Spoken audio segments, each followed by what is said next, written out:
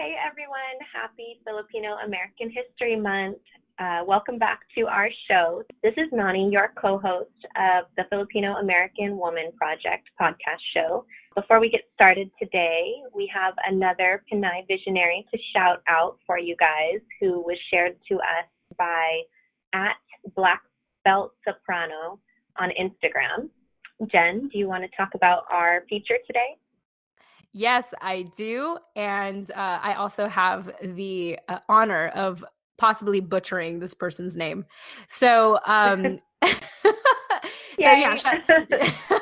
so shout out to Black Belt Soprano for sharing with us Jen Vilosis, I think is how you pronounce it. And if you want to help us not butcher the name, I will have her information in the show notes. So you can always call in and let us know if I pronounce it wrong. Or if Jen is listening to this, you can correct me. I'm totally fine with that. So the cool thing about Jen Vilosis is that she is the first Filipino American transgender woman to open a bakery in Chicago. And so if you are in Chicago, her bakery is called Genevieve's Bakery. And I am just in awe of that. I think it's one thing to be a business owner. I think it takes a lot of guts to open up a business. But I also think it takes a unique set of guts, to come out as a transgender woman. And so shout out to you, Jen Vilosis, for, one, being so open about your sexual orientation and your choice of who you want to identify as, and also for having a bakery, Genevieve's Bakery. So if you want to learn more about her bakery, just check it out in the show notes, or you could also check her out online on Instagram. Her Instagram account is Genevieve's Bakery, and the name is Genevieve's Bakery Chicago. And it is proudly trans, LGBT owned, and she has a lot of followers. She has almost 4,000 followers on Instagram. So check her out and see the delicious cakes and cupcakes and what have you, and all the delicious sweets that you can think of at a bakery. Check it out on her website or on her Instagram account, and just say hi to her and wish her a happy Filipino American History Month, and let her know that we consider her a Pinay visionary. So thank you, IG handle Black Belt Soprano, for nominating her as a Pinay visionary for our show today. With that said, let's go ahead and get started with the show.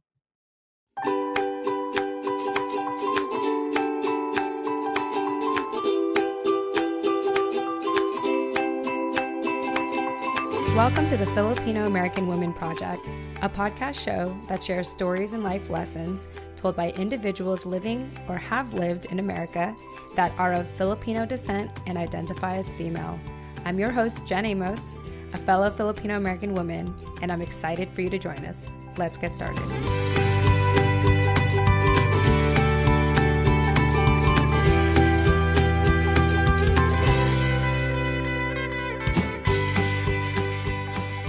All right. Hi, everyone. Jen Amos here with the Filipino American Woman Project podcast show.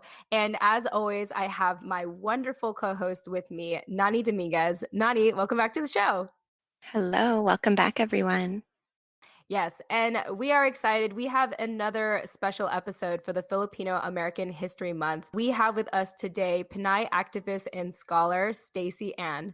So Stacey Anne is currently a PhD student working on feminist scholarship, focusing on the lives of Filipino women in the USA during the Great Depression. Crazy. I would have never even considered that at all, because I don't really study history. But anyway, that's just me. With that said, Stacey, welcome to the show. Hi. Hey, very cool. We're super happy to have you. I want to give our listeners a little background on Stacey. We had communicated over 2 years ago.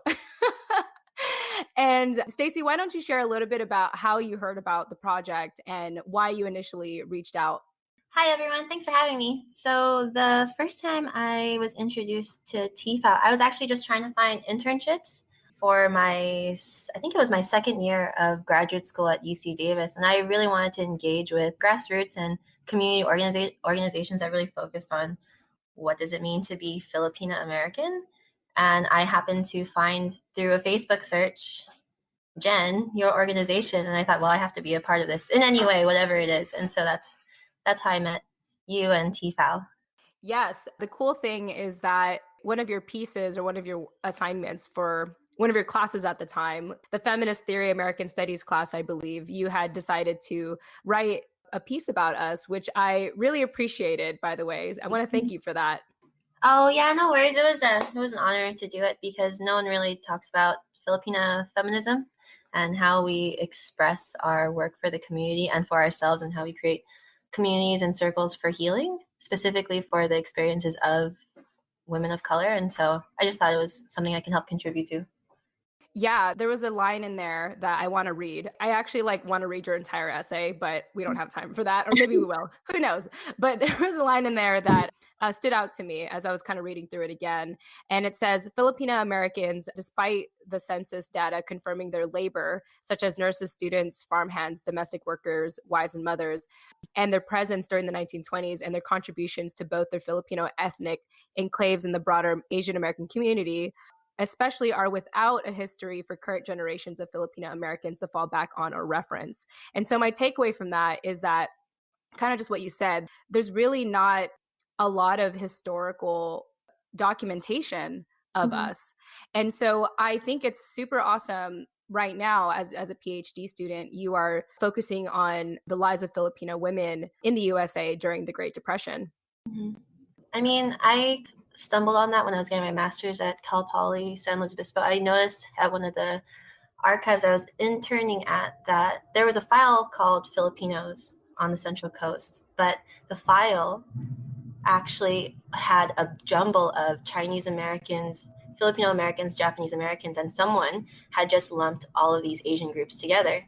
And there was one photograph, because I had to help organize it, there was one photograph of a Filipino woman standing outside a Filipino market in 1932. And I thought, that's interesting because for every 20 Filipino farmhands, there's maybe only one or no Filipinas. And I thought, well, what is she doing there? And how can I relate to this photograph? Because it's basically a Filipino woman with her back turned to the camera. And I did more digging, and that's how I fell in love and passionate with this idea of trying to restore the Filipina presence in America. And so that was basically where my interest and creative interest went to. Going into my PhD program too, I wanted to collect basically a story that can help us begin how we understand what it means to be Filipina and Filipino American, was basically through that photograph. Wow. You're going to have to share that photo with us. Wow, I'd love to see that. Yeah, it's just a woman with her back turned, and she's just facing the market. I think it's so fascinating that you're pursuing this. Like, I feel like you're the first person I know that is trying to bring light to Filipina history in America.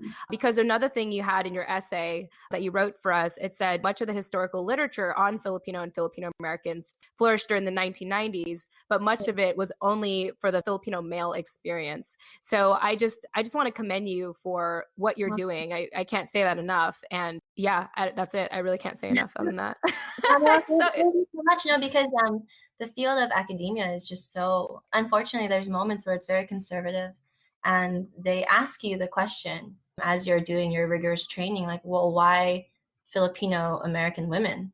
What is so unique and special? Because they want you to create this they say sexy, which is, I think, is very gendered, but this new sexy argument when it comes to Asian American history, just American history in general. And that always struck a chord with me, even to this day.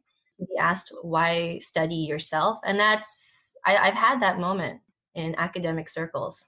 And so I think those kind of jabs, especially in the racially charged and gendered moment we're living in now, it really pushes me to write this history of Filipinas in America and Filipino Americans and their daughters from 1900 to 1965. Because when we think of Asian American and Asian immigrants in the US, it's very difficult for mainstream America to conceptualize that there were Asian families prior to the brain drain in 1965 Immigration Act.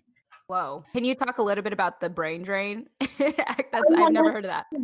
Oh, no. I mean, they lumped that in with the 1965 Immigration Act. So LBJ, they President LBJ decided in the 60s, well, he said that it's unconstitutional for LBJ in Congress, it's unconstitutional to have quota restrictions on immigration, especially when it comes to these quotas which have been influenced by racial biases. Like if we look at the history of immigration policy, it was meant to restrict Asian immigration, especially because they thought that they were bringing in unskilled laborers and they were going to suck the American economy dry and take American jobs and things like that. And so race, the conceptualization of race had a lot to do with these immigration quotas. But in 1965, they argued that no, it's unconstitutional because of its racist implications. But at the same time, it's the Cold War. So the US, if they're going to allow immigrants to come in, they want a specific type of immigrant. These people were usually, not only they had family members in the US, so it's family reunification, but they want an immigrant who can provide skilled, specific labor. Because the US, under this mask of democracy, they're thinking, oh, well, we need skilled laborers because it's too expensive to actually grow our own, put them to school. It's cheaper to actually extract and import them to the US. And so this is where we see another influx of Filipino engineers, doctors, nurses. A lot of the nurses come in through programs and the Immigration Act of 1965. So when we think of Filipino Americans, usually it's the first generation of nurses, doctors, engineers, and teachers after 1965, when actually there are Filipinos and Filipino Americans who have been creating communities prior to that, as early as like 1908, with the pensionados who came over to do schooling in the US. Wow. I'm curious with your work right now in your PhD program, how challenging is it or easy? I don't know. Like, what is it like having kind of like creating this history for Filipino women today? I mean, it is crazy, hectic, but also fulfilling. The crazy part is where, you are met with challenges as to why this research is important. That's one thing. The second part of why it's crazy is because the resources are so lacking.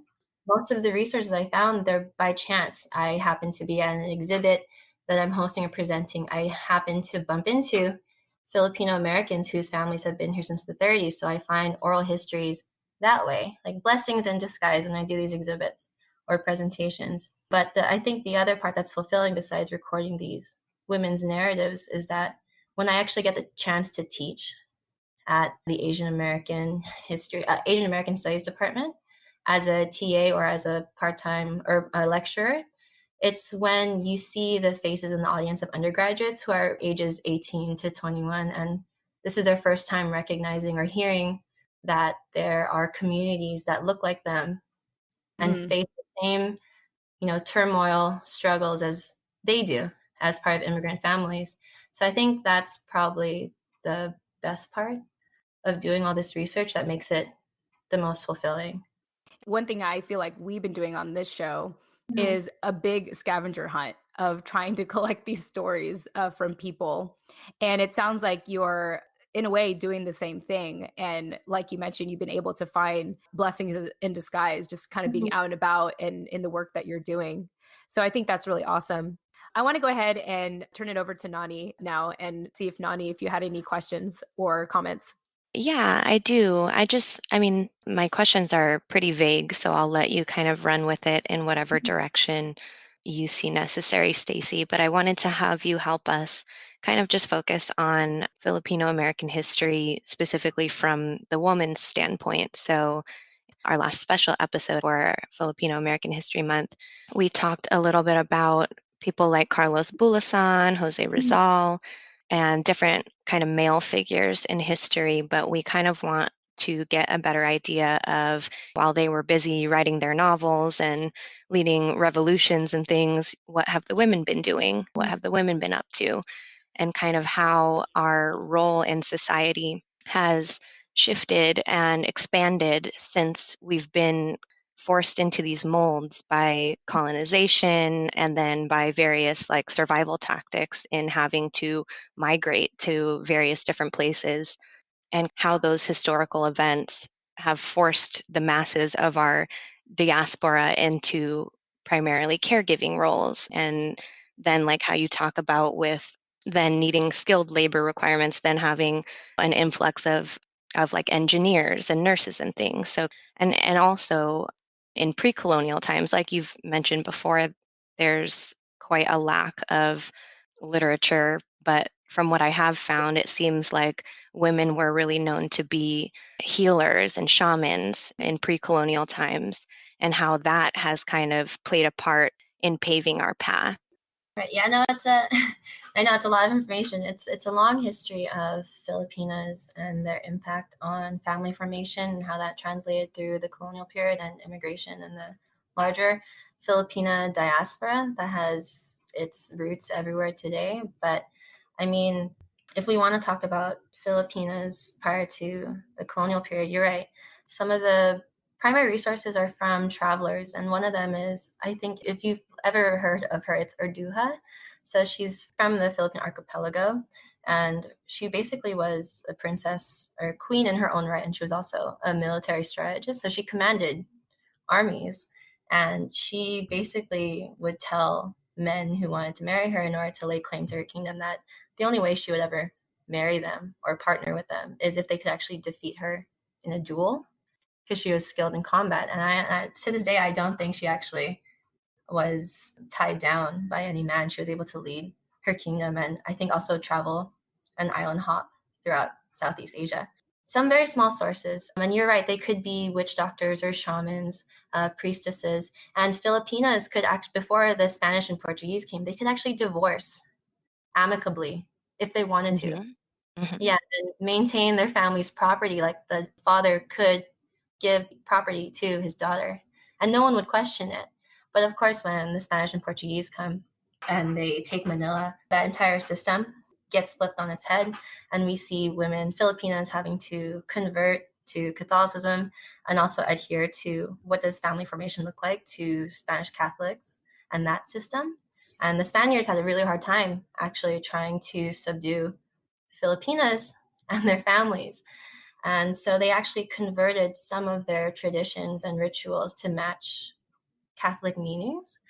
And so when we think of like the cotillion or the debut, a woman, Filipina woman's coming of age story, it has to do a lot with Filipina traditions when it comes to what does it mean to be a Filipina during the pre-colonial period and coming of age, an entire ceremony. Because that was the only way that the Spanish could, in a way, successfully convert Filipinas to be part of the colonial system. But I mean, if we go beyond that, of course, there's Filipinas who are also fighting for independence and sovereignty. Like we have the famous Guerrilleras. She was basically saying that this part of northern Luzon for Ilocanos, this should be for the Philippine people. And so she actually led guerrilla groups with her husband. And even after her husband was assassinated by those who were loyal to the Spanish Empire, she still continued to fight. And even though when she was driven into the mountains, and they eventually captured her, but they were the Spanish who were there in the Philippines and the Filipinos who were loyal to the Spanish Empire. They were so afraid of her because they thought she's so powerful and influential, both as a military strategist and a revolutionary, that she could actually turn the Spanish system in on its head and rally more people to the cause. So they were so afraid of her, they had to capture her and then execute her. So we have these moments of Filipinas, being resilient and contributing to their community, but where is it, right? Another thing I noticed, the other thing I noticed in my research is those who write history, they pick and choose who they want because they fit this perfect narrative of what a Filipina should be. And it's informed by all these silly colonial ideologies as to what gender and femininity is and what's a good Catholic woman in the body of a Filipina. So again, there's so many other histories and individuals we're missing because of all these different types of tropes Filipinas have been shoved into. But even if we look at the Philippine Revolution, after Jose Rizal is executed, we look at Bonifacio and all these generals who are coming together to, rally this cry for true Philippine sovereignty. The women who participated in that, it was very class conscious, but they were usually the wives, aunts, or daughters of these male Philippine revolutionaries. But basically, Bonifacio's wife, she starts a club, and she's the one who actually maintains this community and this paper trail of what the Philippine Revolution is actually going to be, to the point where she also is seen as a threat to people who want to disrupt that enterprise. So she experiences a lot of violence too along the way, but her story is still kind of set aside in comparison to her husband and all the men like Aguinaldo who were part of that process. So it's those moments where they're pushed aside, and it's really sad to see that, because again, you can't have a community without the other half. And what I've noticed in research for Filipino American history, we hear about the Manong generation, so the farm laborers, the migrant farm laborers who also went to work in the canneries, and they followed crops all the way through Montana and Idaho. When they came back to California, those communities that were settled, they weren't necessarily all bachelor Filipino American or little Manila towns. The reason why those towns could be settled is because even if Filipino Americans or Filipinas made a small population in comparison to the men, you have the Filipino Women's Club, you have these women's auxiliary clubs that actually collected and created programs so that community could find its roots. So this idea of home, family, despite this harsh migration patterns and the migrant labor history, they kind of owe their stability to these women who organized and helped create these communities for them to come back to. And we see it. Like if you look at the Filipino Women's Club in Salinas, which has been around since 1930. That's crazy. Again, for every 20 Filipino farmhands in America, there's like one Filipina. But there was enough of a community in Salinas of Filipino women and Filipino American women since 1930. They're celebrating their 90th anniversary next year. Just thinking about what they could do with so little in such a racially charged and violent period, it says a lot if we look at pre-colonial up until present day with Filipino Americans and clubs like this.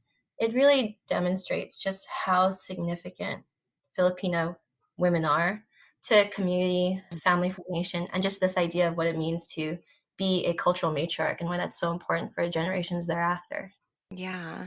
I recently just joined Gabriella, the mass organization Gabriella, which is named after one of the people that you just referenced, Gabriela Silang. And it's interesting to me because while there's a lack of resources, there's not a lot of stories that we can find, but you were able to. Gabriella is basically the only one that I've known about until just now when you were just talking.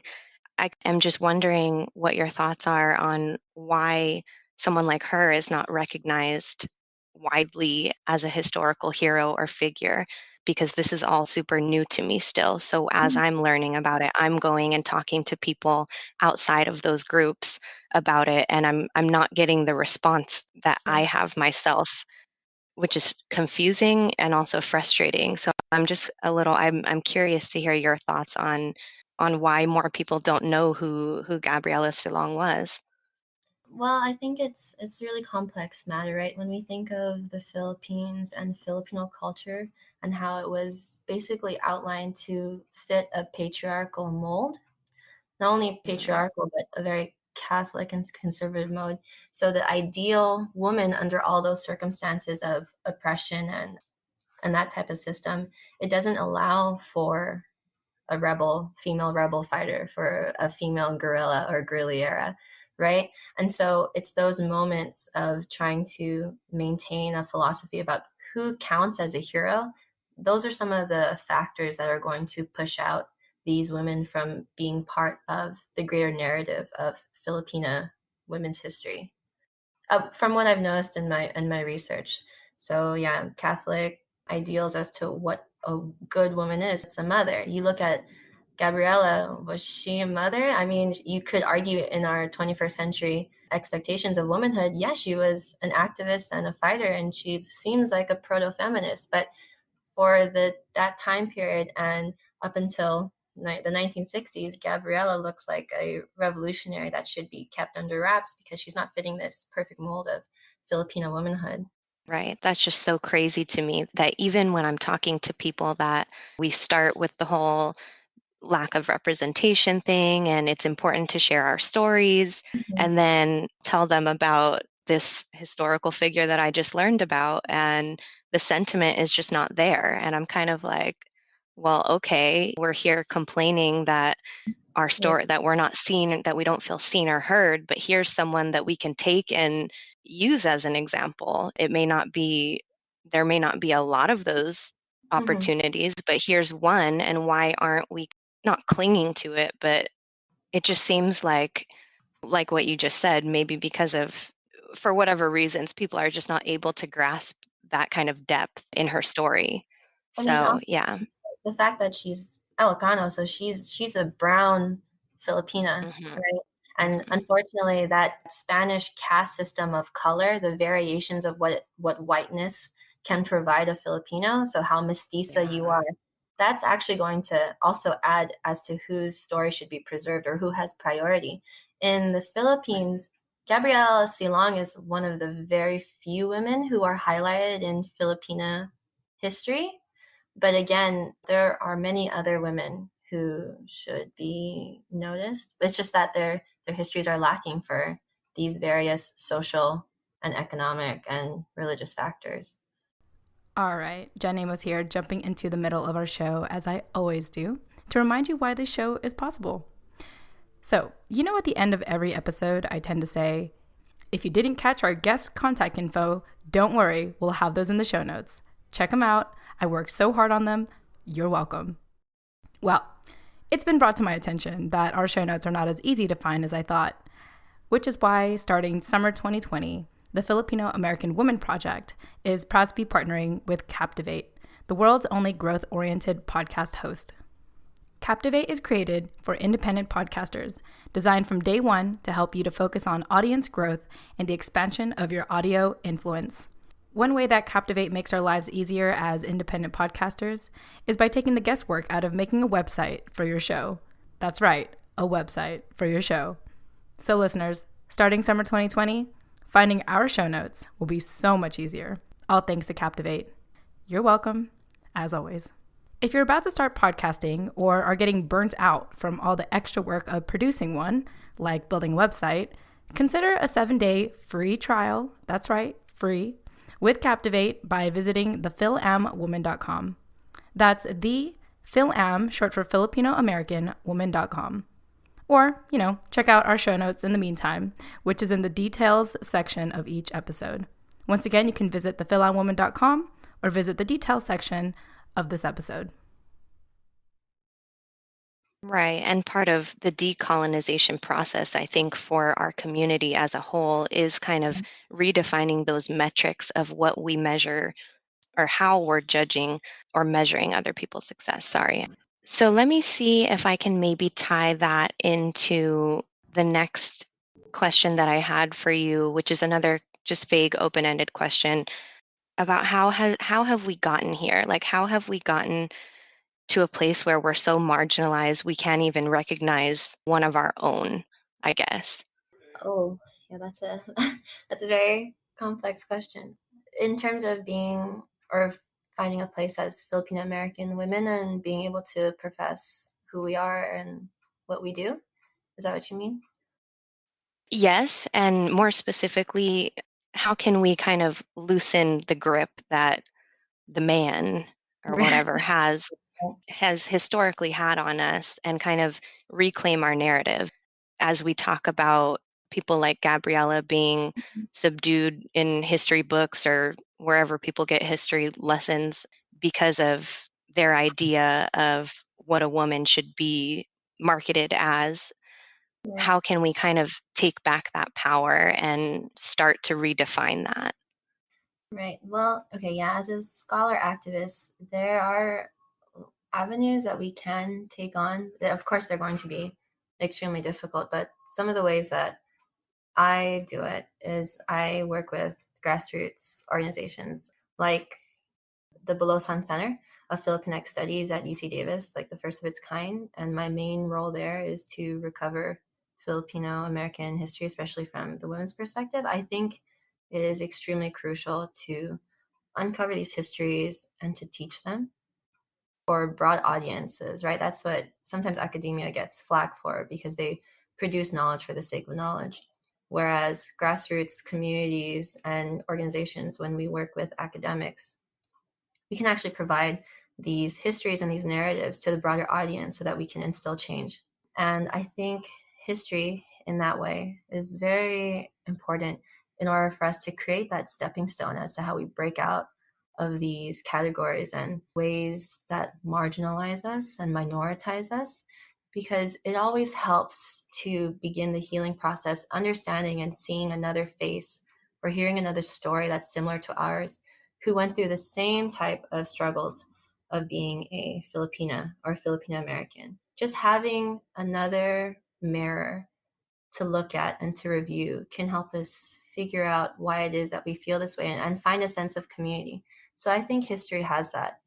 Doing history can actually provide that first step towards trying to break these molds, because it forces us to recognize ourselves and those who came before us and create those bridges, and then extend those bridges to other communities and other brown girls who are experiencing the same type of atrocities or the same types of marginalization. So for me, that's why history is so significant. And I think that's one way we can actually get out of these systems of oppression and better understand ourselves. The other way that we can tackle sexism piled on with racism, or the class conscious, or trying to tackle the mall minority myth, all those types of things, another way we can try to get over those humps and hurdles is by reaching out to our communities, right? Getting youths actively engaged with what it means to be different, acknowledging difference, and teaching them how to empathize.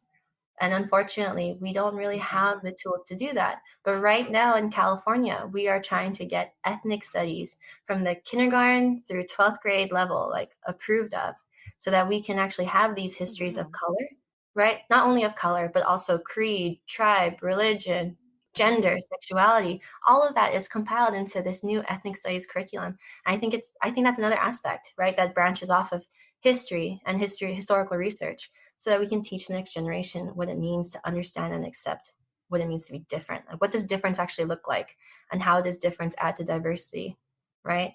Because I think if you build that, if you build those tools at such a young age, I mean, kindergarten, teaching ethnic studies at kindergarten, you had to have a college degree to even have the opportunity to sign up for an ethnic studies course. If we start that young, I think that will help the next generation and the generations thereafter to actually redefine these molds of what it means to be a woman of color, for instance. But of course, as an activist scholar, I always think of the ground up and how education is actually going to spark change, because we take it for granted sometimes, even in a public education system. I worked in public education and volunteered for a long time. It was always disheartening and sad to see kids of color grow up, minorities grow up, and they don't have access to understanding why it is that they're being treated this way, or why it is the world operates this way based on these identities that are just all social constructs. So I really think starting from the ground up, history, providing that to the public, and then also providing K through 12 ethnic studies, I mean, that is the way to go if we want to heal and challenge what it means to be a minority. Love it. I was just listening to everything both have been discussing. And just like what you said, Stacey, I feel like my greatest takeaway from what you said so far is that learning our history is a form of empowerment and Mhm. healing. And I actually never looked at it that way. And kind of like what you said, like how now they're trying to offer ethnic studies at younger grades, like in kindergarten and stuff, which is super awesome. I Mhm. didn't learn about my history till I was in college. Mhm. And even then, I had to actively seek out the course to sign up for. And when I was in the courses, I just felt so disconnected to the history and the facts and the figures that it just didn't resonate with me. Even knowing in my own family, for example, like how my grandpa was a veteran in World War II, and we lost his brother in the Bataan March. Like, I remember in college, even knowing all that and doing and marching for the justice for Filipino American veterans, like even then I still felt disconnected. But to hear it through you and the way that you're telling our story, it makes me want to learn our history now, like through the way that you're describing it. I also think it's kind of fascinating because I feel like the number one thing that we tend to get on the show, the number one like commonality that we all have is not feeling enough, is just kind of like not feeling enough and struggling with the imposter syndrome. And I think that has a lot to do with colonization, because all the stories that you're sharing with me of like Filipinas in the past, it's like, wow, like had I known those stories, I don't think I would have struggled the way that I did today as a Filipino American woman. And so for any of our listeners that's listening to the show and you have felt disconnected with history, with our own history, I hope that this inspired you to study Filipino women in the past before colonial times, because that's the truth. That's who we really were before all the colonization happened. And it's just very affirming to me. And it's another reason like why I like to, do this project and why I like to bring other women on, because I think we all are together figuring out the lie of not feeling good enough and struggling with the imposter syndrome. I think if we all can be like, gosh, like that is so wrong, that is such a lie, we can all just heal and be empowered together and rewrite our narratives and actually seek out this history and document it. Yeah. It's been a crazy whirlwind of doing all this research in the last, oh my God. So I met you 2 years ago. Yeah.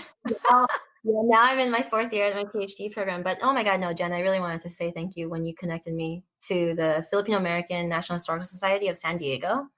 One of the Lolas, actually, again, a blessing in disguise, right? Connecting with other people who have the same passion about this. Lola reached out to me, Miss Emma Booten, and her father was a Manong, and he came here during the 1920s to farm in Santa Rosa. He experienced racism. He's like, forget this, I'm going back to Philippines. And then they survived World War II, and then she comes over during the brain drain as a nurse. And Wow. she's also part of a military legacy. So again, she's part of the archives at the Bulosan Center, the first grassroots organization by graduate students, and a Filipina, Dr. Rodriguez at the Asian American Studies Department in UC Davis. Like, now we can actually house her family's story. And that's such a great archive that I'm very proud of. And I would not have been able to create that without you, Jen. So I really, because you did the middle ground part. You created that bridge for me to the San Diego film community. So it's moments like this where I really think that having a secure Filipino American circle and feeling comfortable, having a comfortable space with women like me who understand what it is that I'm doing, like, I really appreciate that. So happy Filipinx American History Month, you guys. With other like-minded people, I really appreciate it. It's my absolute pleasure. I'm so grateful to hear that. I mean, I'm a fairly like confident woman, but even I sometimes question like, what am I doing? Like, is this working? And it's just great to even be a bridge or a connector for some people. And so I'm just really happy to hear that. I didn't know that turned out the way that it did, and it just brings me a lot of joy. Oh yeah, no, thank you so much. She was great to interview. Oh, very cool. Awesome. I love it. So I have like a couple of other questions, not in any like particular order, but let me see here. I was taking some notes. In your research, and I'm just curious, maybe for people who want to get started in learning about Filipina history in America, or even just learning about Filipino stories in general, have you come across any books or resources by like Filipina authors that you would recommend? I recently wrote one. It's about you could promote it. I'm just saying, because I work with other organizations, Pacific Atrocities Education, which is in the heart of San Francisco, Chinatown. They talk about, or they do outreach with college youth about the experiences of Asian immigrants and Asian Americans during World War II and the atrocities committed. And I actually have a book with them about the Filipina guerrillas and spies who participated in World War II and helped to liberate the Philippines. So that is one resource, and all the proceeds go back to that grassroots organization, by the way. So that book is basically about Filipinas' contribution and also tracking their immigration patterns and histories. So a lot of the women in that book as well, how did they face the caste system? If they were brown girls versus being mestiza or being mixed, how did their narrative survive, and how was it affected by sex and gender discrimination, even when they came to the US, which basically suppressed their ability to talk about their roles as veterans during World War II. So there's that resource. That's Pinay Guerrilleras. And then also all the people I work with at the Bulosan Center, they're all graduate students, and Dr. Rodriguez as well, she is the head of Asian American Studies Department, but they're also working on books, and I think they've also released some articles and books about the larger Filipinx diaspora. And so that goes from anywhere between like redefining or understanding Filipino or Filipinx gender, sexuality, human trafficking, health coalitions, and doing policy advocacy at the Capitol. So that's a good resource, like the Bulosan Center website. You guys can find that online. And then for other there's a community of Filipino American scholars, right? But again, because we're a minority, it's so hard sometimes to locate us. So that's what's so great about the Bulosan Center. If you look us up, is that we actually have conference. We had our first conference last year where we connected with all these different Filipinx and Filipino American scholars, and they came over to UC Davis and they presented their work.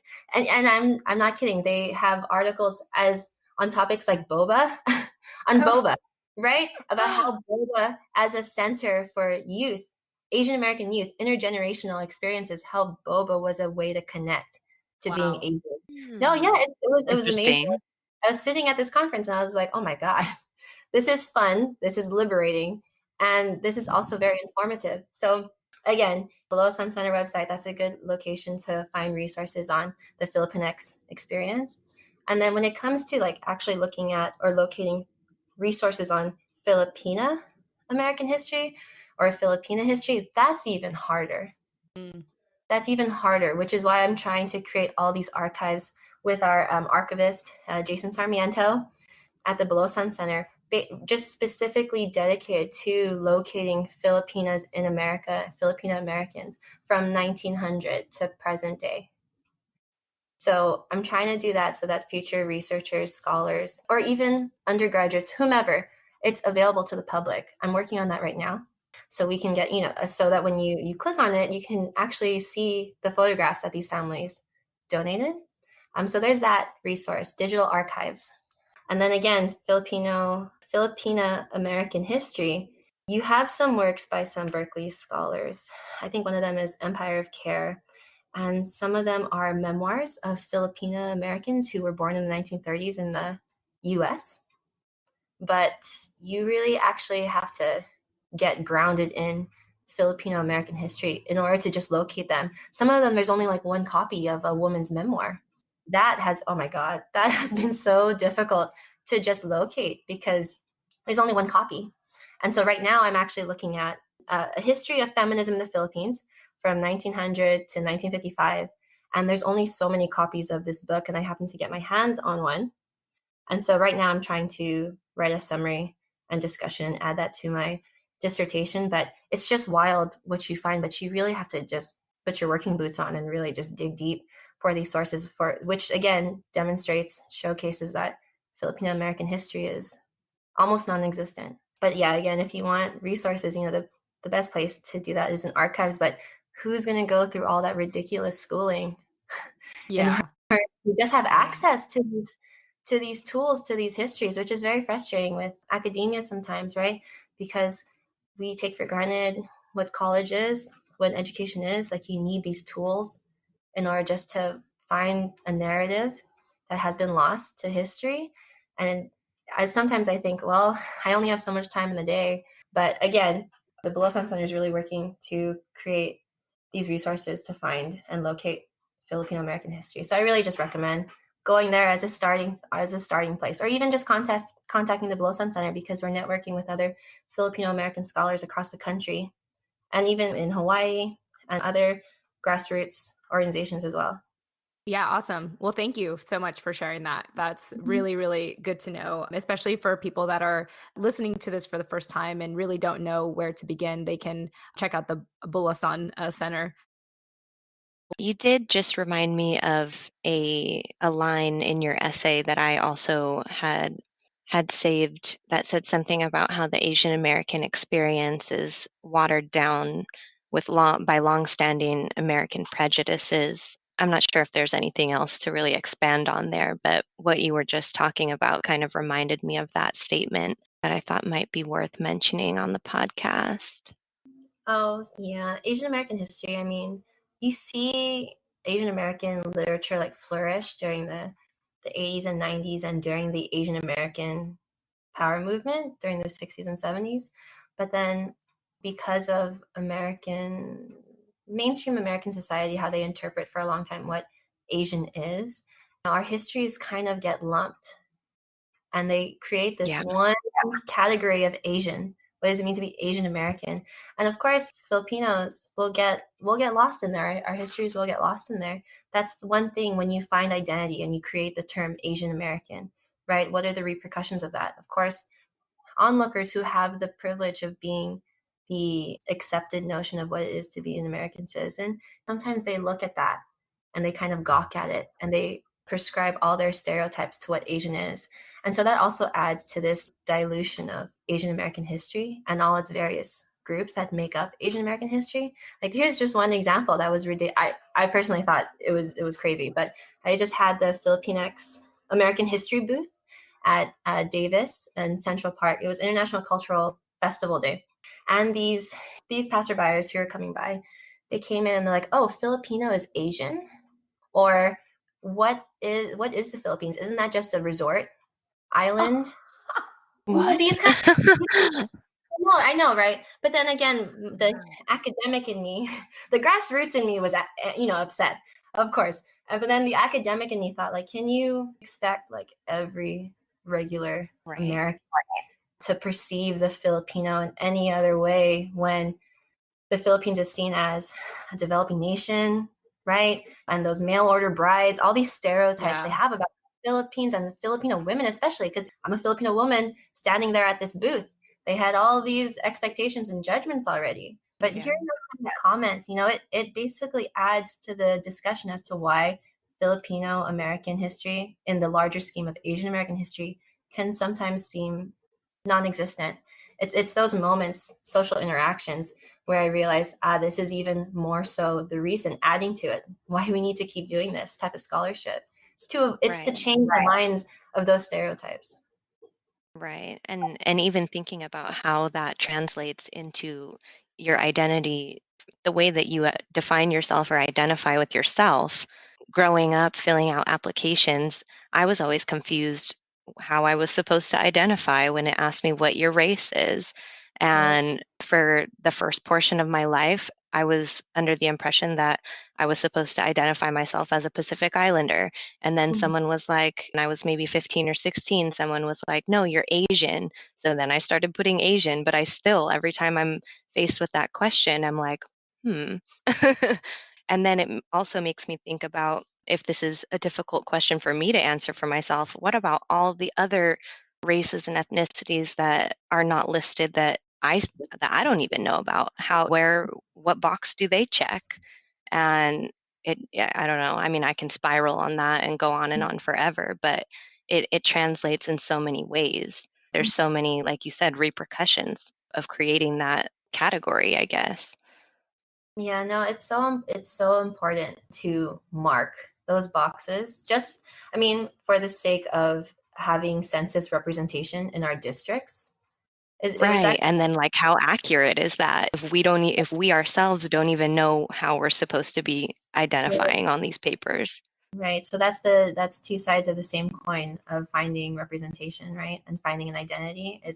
We're trying to create change by saying that we're here and we're present, but at the same time, we are labeled in these categories that we might not necessarily understand, which really adds to the reason as to why we need ethnic studies, right? So we can find some sense of security as to who we are, and we learn the history about us and those who came before us, who created that identity. There's just that term for ourselves.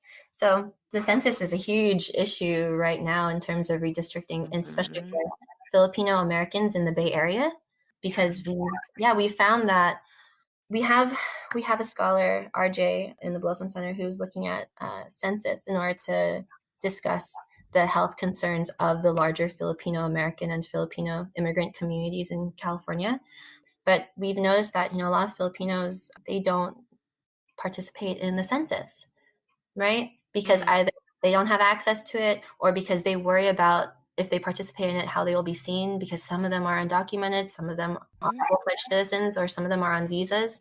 So there's all these insecurities that come with the census data. But again, it's also very important to participate in them so that we can say and claim a space that we're here and we can create change with what our district needs. So yeah, I totally understand, this idea of checking off a box and what are the implications of it. Yeah, thank you for expanding on that. We were talking about this, something along the lines with Angelica in our previous episode, and she focuses on Filipinx literacy. One thing I feel about like this generation or this time and space right now is that we have the opportunity to document our stories and rewrite our narratives. And I think that's why we've been getting so much feedback, like positive feedback with our show, because people want it now. And people want it now. They're looking for answers and they want to feel a sense of security in their own identity. And so I think overall, like just the whole like being seen more, it's like we all want it. And I feel like there's so many people that are actively in the forefront, making sure that we're seen. And I feel like you're one of those people, Stacey. And I just really, I'm just in awe of the work that you're doing. And I definitely don't want this to be like the last conversation that we have on the show with you. No, really though. I really, really love entering these spaces with other like-minded women. Like even my mentor, Dr. Rodriguez, like she supports what I do, right? And she helped create a space for me to do that at UC Davis when I was feeling at my lowest, because academics kept telling me like, what's so important about Filipino American women's history? Like there's nothing really there that hasn't been said already. It's these types of circles that affirm what it is and why it is that I do what I do. So again, thank you for having me. Yeah, absolutely. I have like 2 more questions for you. I keep telling you, thank you. My goodness. Yeah. Yeah. So right now you are focusing on the lives of Filipino women in the USA during the Great Depression for your PhD program. And I'm curious why you chose that time period. I am a nerd for old Hollywood cinema. My grandma, my Lola, was born in the 30s, and I was raised partially by her because my mom and dad, they're nurses. Now they're retired nurses, but they're working like crazy, ridiculous shifts all the time. So it was my grandma who actually taught me Filipino culture and Filipino language. So I felt an attachment to that time period because that's the generation she grew up with. And so I always thought that, well, I know now that there were Filipino Americans during this time period. How can I demonstrate their activism and their contributions to American society? So one of the main reasons is because it's an ode. My research is an ode to my grandma. So. Oh, I love that. I love that. Thank you.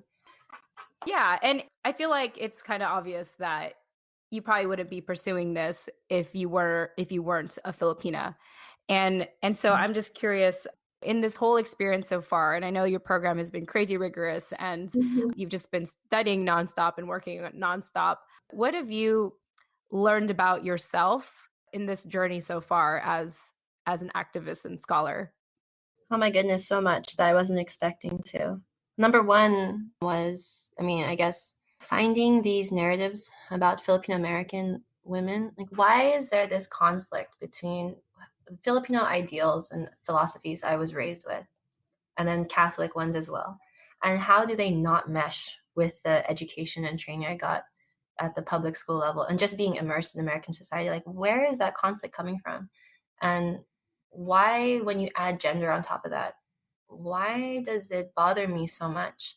So those are some of the questions I had going in to doing this type of research. And then they were answered for me. They were answered for me in the form of these women's narratives. Like there's this one woman who was writing poetry in the Bay Area and Central Coast during the 1930s. She was writing this, Helen Guerrilleras. She's like 1.5 generation Filipino American. And she was writing about, why is it that my parents have such strict guidelines as what it means to be a Filipina?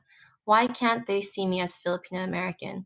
Why is it that the men in my family and the men in my Filipino American community, why are they so judgmental from how I dress to how I enjoy literature? Why do they always tell me I need to understand what it means to be a good Filipina woman? Like, what does that mean? So she had all these questions in like 1934. And I was reading it as I was going through these stacks of old Filipino American newspapers from the Depression era. And I thought, oh my God, her experiences, even though you can only find maybe like 5 poems of her and letters from her published in the Filipino American newspaper, the Philippines Mail. Like, why is this resonating so much with me? And so just doing, again, this type of research has been very therapeutic. Finding a face like mine in the Depression era from another Filipino American, it tells me so much as to how much more we have to keep going with this. That's beautiful. And kind of what I had mentioned too throughout our Mhm. conversation, I feel like I'm learning the most about myself through everyone else's stories. I feel more connected with all of you and with our history. And I was actually just thinking about this the other day. I'm planning on making a separate episode about this, but I'll just share it anyway. So last night I had a craving. This is like kind of off topic, but not really. I had a craving for McDonald's like at midnight. Mhm. I was hungry. I was like, I gotta go out and I gotta eat something. I've had a stressful couple of days. But Yeah. anyway, driving at night and I go to the drive-through at McDonald's and I was waiting at the second window when they give you your food. And the lady is Filipina.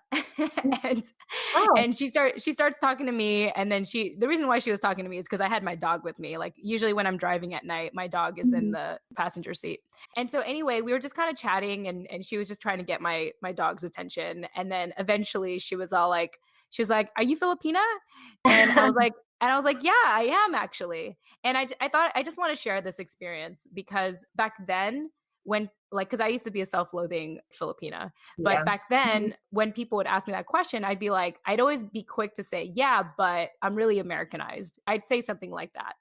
And so I actually said, yeah, like enthusiastically. I was like, yes, I am. You found one. You Mhm. know?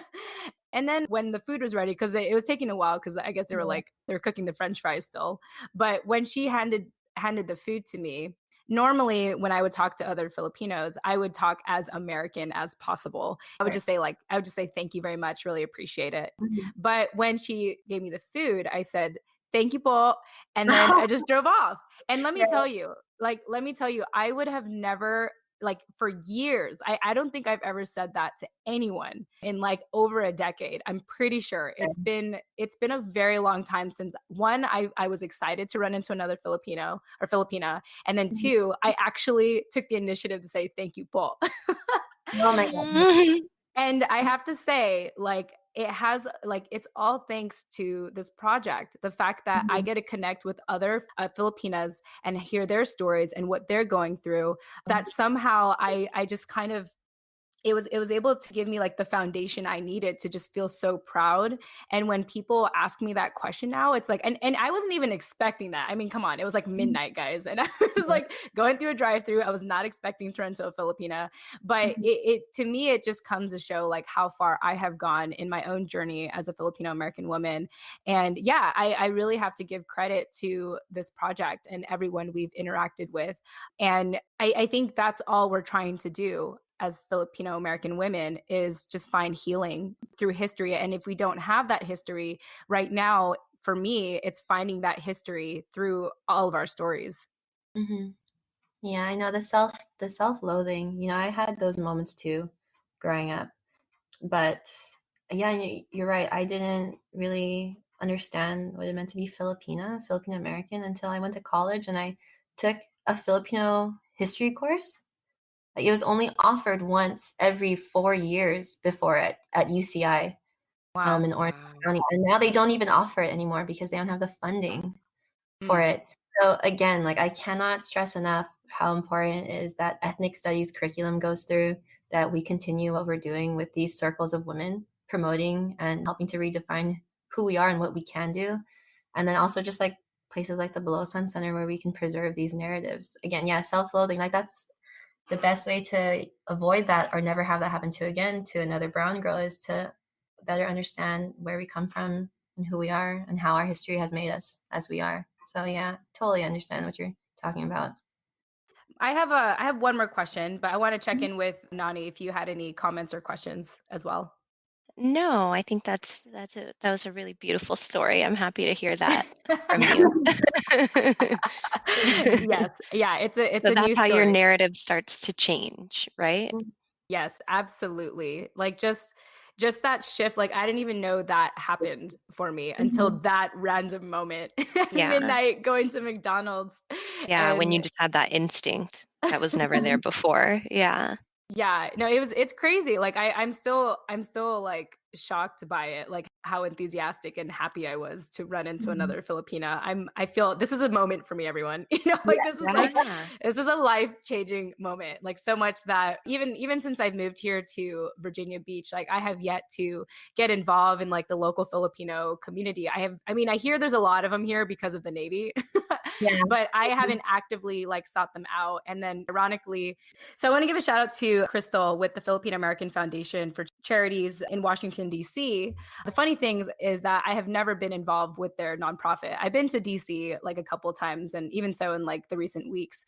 But it's because of this podcast that Crystal was able to hear about us and had decided to feature the Filipino American Women Project and myself as a Pinay visionary for this month. And so I want to thank her so much for that. But in addition to that, having that experience I had like 24 hours ago at McDonald's, it now gives me the conviction and drive to really seek out what is here locally and contribute. I now like want to do it. Like it's not something that I feel like I'm avoiding. It's like it's part of my to-do list now to contribute to whatever Filipino community is out here in Virginia. So thank you to the lady at McDonald's. If I see you again, if I see you again close to midnight and I have a craving, I will thank you in person and let you know that I brought you up. I didn't even get her name, so I just said thank you, Paul, and that was it. So cool. Well, Stacey, final question for you. What you're doing, and I know I mentioned this a million times already throughout the show, what you're doing is admirable. And I know it takes a lot of hard work. What are your future goals or plans once you finish your PhD program? Oh my God, that's like 3 years from now. It's like it's a 6 to 8 year program. Oh my God. Oh man. And, no, I know. And there's some graduate students who are on their 10th year. So I'm just like, oh my God, I gotta do this. No, so much anxiety. Oh my God, no, I get anxiety over emails. That's how bad and stressful these programs are. But but Jen, your guys' email, it was fine. But it didn't stress me out. It made me happy. But my goals for after my program, if I get the chance to become a professor, I would love that, right? Because then I can speak to the future generations of Filipino American students, Asian American students, just everybody in general, and teach ethnic studies or women's history. That would be great. But I understand the reality of getting a tenure track job as a professor is very slim, very narrow, especially as a woman of color. But I know that my heart and passion really lies within community spaces. So I would love to actually dedicate my time and efforts in my future career to continue reaching out to these communities and representing them and their histories, and also teaching. Oh my goodness, I've taught K through 12 for like 10 years now, and I can't stress enough how important it is to reach out to kids, especially like underserved communities. I really want to be a part of that again after my PhD. Like the whole reason why I'm getting this PhD is not for the glamour of a professor job, but it's, that job is very difficult and strenuous in itself, but it's really so that I can create that bridge between academia, research, and the community. Like I want to be the ground woman, right, who helps to get their stories heard and what they need in their communities in order for things to change. I want to be part of that process, right? I don't want to be stuck in the ivory tower, I guess, in a way, but I want to use my career in the future to basically do outreach, research, and focusing on the youth. Like that's my main goal at the end of all of this. That's very admirable. I don't have another adjective than admirable, but yes, that is very I feel like you, Stacey, and Nani are very like articulate. Like you guys have your adjectives and stuff down. So I'm just gonna say admirable because that's like admirable is the first adjective that pops into my head in case that helps. Thank you guys. No, really, because growing up in Daly City, it was just this community of different minorities. And if I had known about my history, if I had the opportunity to actually be taught Asian American history or just ethnic studies in general, I think it would have made such a huge difference in my community, Daly City, right? I just think, other families, other immigrants, other individuals in society, they could just benefit so much from having that instilled in their mindset and then their practice with interacting with people from an early age. And so I really think this is my way to give back to my community. Yeah, I agree with you. I feel like had I known, if I had a way to understand our history, I think it would have made a big difference in my relationship with my mom and how she kind Yeah. of portrays the Maria Clara archetype very much, and just kind of my angst with like other being a self-loathing Filipino. And I just think of all the times in my 20s that I felt like I was kind of going through this uphill battle, or I was self-conflicted. And had I known all this stuff, I mean, really just these last couple of months of doing these interviews, just knowing that there are other women who struggle in the same way, and learning more about our history and understanding that a lot of what we're told was a lie because of colonialism. Like, had I known all of that, I don't think my life would have been as difficult. I think it would be, it probably, I'm not saying that I regret anything. I'm happy to come to a place where I can have a project like this to share my pain with people. But yeah, I only wonder, I look at like my white male counterparts, you know, like my husband and our roommate, and how the last thing they have to worry about is their identity. Like, they know that they're white and men. Like, they, like, that's not even a question. And they grew up with history, American history, all around them. They can, like, my husband, like, if I ask him about when was the, I don't know, something in history, like if I bring up anything, he will most likely know the year it happened and why it happened. But for me, it's like, I like when he sometimes when he says like, why don't you, like, I can't believe you don't know like who the first president of America is, you know, it's like, well, I mean, I don't know what to say to you. Like, I know that we were supposed to be taught in school, but I was dealing with a lot of inner conflict like throughout school, that it was just hard. I just felt so disconnected. And so, yeah, like, I think what you're doing is so needed in our community. And I hope together, you know, with what you're doing and what Nani and I are doing here with the project, we can instill like truth to our community at a young age, or even if you're older, to reclaim your narrative and rewrite your narrative and know that you are enough and you are worthy. And we have a lot of good work to do now moving forward, and a lot of man, what was I gonna say? I was gonna say like butt kicking or something. Ass kicking. We have a lot of ass you kicking can say to that. do. Yeah, we're coming up, everyone. You watch out now. Yeah, that's all I have to say. Drop the mic now. Drop the mic. Yeah.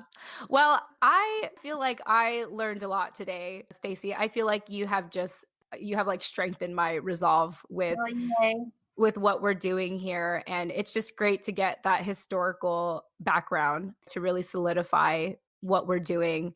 As we do this project, half the time I don't know like why I'm doing it, but the more I learn, the more like I look back at everything that we've done so far and realize like, yeah, this is some good work that we're doing, even if we don't know exactly like what it's going to do and who it's going to affect. And so I just want to thank you again for being a part of the change for our Philippine X community and Filipino American women. And with that said, for anyone that is interested in learning more about you and your book and the Bulosan Center, how can they do that? How can they get a hold of you? Oh, okay. Well, the Bulosan Center, we have a Facebook page. So just look us up on Facebook and you can contact us through there if you want to get to know more. We also offer internships. So it doesn't matter if you are a student at UC Davis or at UNLV, University of Nevada, Las Vegas. It doesn't matter. You can have an internship with us and you can work from your space. And then also you can find my work, my publications with Pacific Atrocities Education. If you just Google that, you'll find their website. They're located in the heart of San Francisco's Chinatown. So you can find us there as well. And for me, you can Facebook message us on Bulosan Center and specifically ask like, oh, hey, Stacey, can I have some resources for blank and blank history? And I'll be sure to respond to you as like usually we respond within 72 hours, like maximum. Very cool. And do you have any closing thoughts for our listeners? I guess the main thing is just celebrate Filipino American History Month. It's so crazy how long it took for us just to be recognized, to have a a month dedicated to us. So just like do a random Google search for the rest of the month, like once a day. No, really, to find some sort of Filipino American mirror that you can look at, even if it's like a short summary on Wikipedia, because the more you connect with history, even if it seems very broad and superficial, at least you learned one new thing about what helped create the identity that you're facing today. So I really recommend that type of like educational exercise once a day, because we all need a break once in a while, and sometimes that break can also be a healing break, and that means we can read something positive for the day. And for this month, Filipino American History Month, just look up a positive Filipino American fact. That's good advice. And if you forget to do that on a daily basis, you can just set an alarm on your phone. Yep. Awesome. Well, Stacey, it's been an absolute pleasure speaking with you once again. 2 years later, I can't even believe. That's so crazy. Oh my God. Yeah. I feel like we'll have to like touch base again in we'll check in with you again in 2 years. Yeah, we'll see what more you have learned and what resources you have collected, but hopefully it'll be sooner. But of course, we want to respect your time. But yeah, awesome. Well, thank you so much. And also, we want to thank our listeners. If this resonated with you in any way, just check out our show notes. You know how super generous I am on there. I usually provide all the resources, or most of the resources that we mentioned throughout the show, and how you can get a hold of Stacey and how you can get a hold of us. With that said, I want to thank you all. I want to thank you, Nani, again for co-hosting as always, and Stacey for joining us. We look forward to speaking with you in the next episode. Tune in next time. Bye, guys. Bye. Happy Filipino American History Month.